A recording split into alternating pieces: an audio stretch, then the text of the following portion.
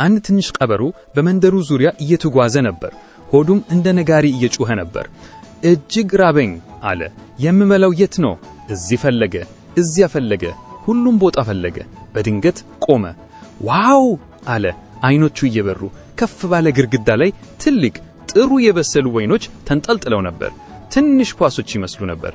እነዚህ ወይኖች ፍጹም ናቸው አለ ቀበሮው አፉን እየላሰ። ትንሽ ወደ ኋላ ተመለሰ። እግሮቹን አንከሳከሰ እና ወደ ላይ ዘለለ። ነገር ግን አልደረሰም። እንደገና ሞከረ። ወደ ላይ፣ አሁንም አልደረሰም። እንደገና ዘለለ፣ አልቻለም።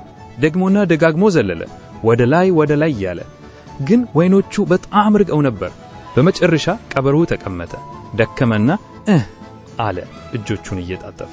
ከዚያም እነዚያ ወይኖች ሲጀምር ጣፋጭ አይደሉም፣ ምናልባት እጅግ መራራ ናቸው ብሎ ዞር ብሎ ሄደ። ነገሮች አንዳንዴ ከባድ ይሆናሉ፣ ግን ሲጀምር አልፈልግም ነበር፣ ጠቃሚ ራሱ እኮ አልነበረም ብለን ከመተው ደግመን እንሞክር ወይም ሌላ መንገድ እንፈልግ። ቻው ልጆች።